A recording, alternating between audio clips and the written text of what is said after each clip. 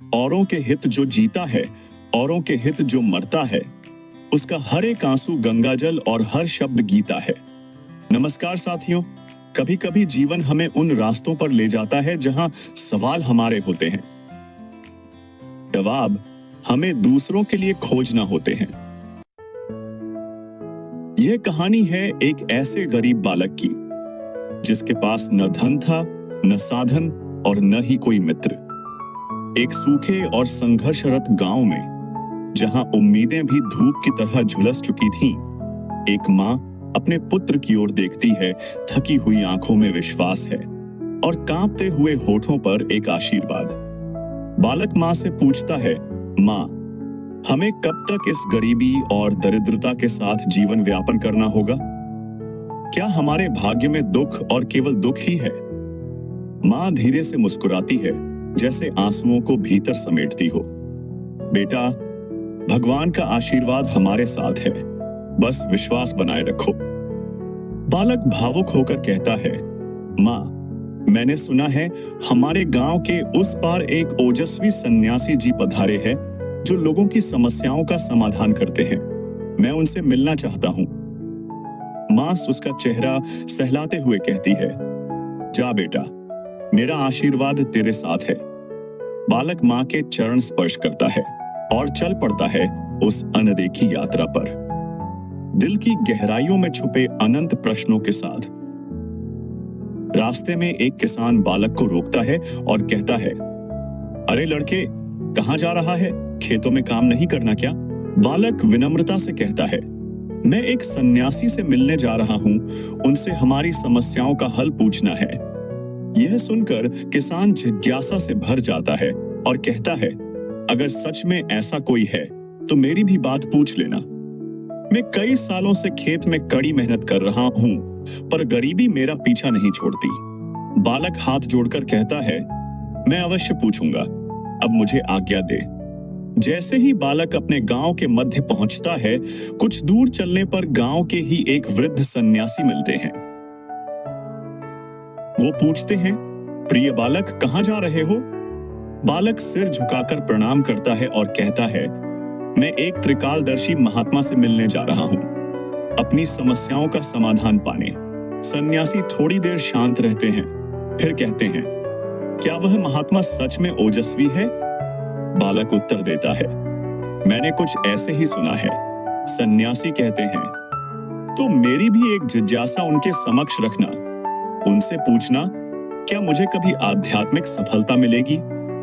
बालक सहमति में सिर हिलाता है, जरूर महात्मा जी। जाते जाते रास्ते में एक रथ रुकता है। उसमें बैठी थी गांव की सेठानी। वह उच्च स्वर में कहती है, अरे लड़के, कहां जा रहे हो यूं अकेले? बालक हाथ जोड़कर अभिवादन करता है और कहता है, ओजस्वी सन्यासी से मिलने जा रहा हूं जो किसी भी समस्या का समाधान बताने में समर्थ है। सेठानी की आवाज थोड़ी भर्राई हुई थी। बहुत ही करुण स्वर में सेठानी ने कहा, मेरा बेटा अवसाद में डूबा हुआ है। मैं उसे मुस्कुराते हुए देखना चाहती हूँ, उसे खुश देखना चाहती हूँ। मेरे बेटे की यह उदासी, यह रूखापन अब मुझसे सहन नहीं होता। उसे कब एक सच्चा मित्र मिलेगा जो उसकी इस उदासी को मुस्कुराहट में बदल दे? उसे एक ऐसा साथी चाहिए जो उसके हृदय से अपना संबंध जोड़ सके, उसे समझ सके। बालक उनकी ओर देखता है। वह सेठानी के कठोर चेहरे के पीछे छिपा एक टूटता हुआ दिल महसूस करता है। मैं जरूर पूछूंगा, आप चिंता न करें। अंततः बालक पहाड़ों के बीच एक गुफा में पहुंचता है, जहां विराजमान थे एक तेजस्वी सन्यासी, त्रिकालदर्शी, शांत परंतु गूंजता हुआ स्वर। वह बालक की उपस्थिति को जानकर गंभीर स्वर में कहते हैं, बालक, 3 प्रश्न पूछ सकते हो। बालक स्तब्ध रह जाता है। उसकी आंखों के सामने दुखी मां का चित्र छा जाता है। वह गहरी सोच में पड़ जाता है और कुछ पल गंभीरता से सोचता है और फिर आत्मविश्वास से कहता है, तो ठीक है प्रभु, मैं उन तीनों के लिए ही उत्तर मांगूंगा जिन्होंने मुझ पर विश्वास किया। उनके सुख में ही मैं अपना सुख मानता हूं। उन्होंने मुझ पर भरोसा जताया है, मैं यह टूटने नहीं दे सकता। सन्यासी मुस्कुराते हैं और कहते हैं, अब तुम पहला प्रश्न पूछ सकते हो। बालक कहता है, हमारे गांव में एक अत्यंत मेहनती किसान है जो कई सालों से लगातार खेत में मेहनत कर रहे हैं, लेकिन बावजूद इसके वह समृद्धता प्राप्त नहीं कर पा रहे हैं। कृपया समाधान बताएं। ओजस्वी साधु ध्यान करते हैं और उत्तर देते हैं, उस किसान को कहो अपने खेत के मध्य गड्ढा खोदे, वहां छिपा है उनकी समस्या का समाधान। दूसरा प्रश्न, बालक जिज्ञासा से पूछते हैं, हमारे गांव में एक सन्यासी निवास करते हैं जो लगातार कई वर्षों से जप तप करते रहे हैं, लेकिन उन्हें अब तक आध्यात्मिक सफलता नहीं मिल पाई। वे जानना चाहते हैं कि उन्हें आध्यात्मिक सिद्धि कब और कैसे मिलेगी। ओजस्वी सन्यासी पुनः ध्यान करते हैं और उत्तर देते हैं, सुनो बालक, वह सन्यासी आज भी सांसारिक मोहमाया में लिप्त है। उन्होंने अपने सिर पर एक अमूल्य रत्न छुपा रखा है, इसीलिए वह सिद्धि नहीं पा सके। उनसे कहना वो तुरंत रत्न किसी को दान करें, ऐसा करते ही उन्हें सिद्धि मिल जाएगी। अंतिम प्रश्न, बालक कहता है, हमारे गांव की सेठानी अपने बेटे के अवसाद और दुख के चलते की है। वह जानना चाहती है कि उनके बेटे को सच्चा मित्र कब मिलेगा, वह कब खुश होगा, उसके जीवन में मुस्कुराहट कब आएगी। सन्यासी पुनः ध्यान करते हैं और उत्तर देते हैं, जब उसकी भेंट किसी निस्वार्थ और परोपकारी बालक से होगी जो दूसरों के हित को अधिक महत्व देता है, वही उसका सच्चा साथी बनेगा और उसके जीवन में हर्ष और उल्लास का आगमन होगा। बालक ने सन्यासी को श्रद्धा से प्रणाम किया और धन्यवाद देकर वहां से किसान को समाधान बताने निकल पड़ा। किसान के पास लौटकर वह अत्यंत प्रसन्नता से बोला, महात्मा जी ने कहा, खेत के बीच एक गड्ढा खोदना होगा, वहीं पर है आपकी समस्या का समाधान।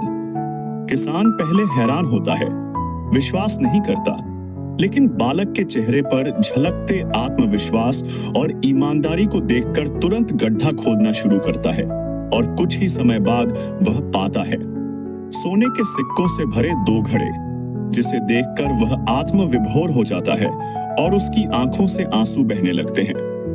वह बहुत ही करुणा से कहता है, ये सब तेरे कारण हुआ बेटा, इसका एक हिस्सेदार तू भी है, एक घड़ा तुझे रखना होगा। बालक मुस्कुराकर कहता है, नहीं, ये आपके श्रम का फल है, मैं नहीं ले सकता हूं।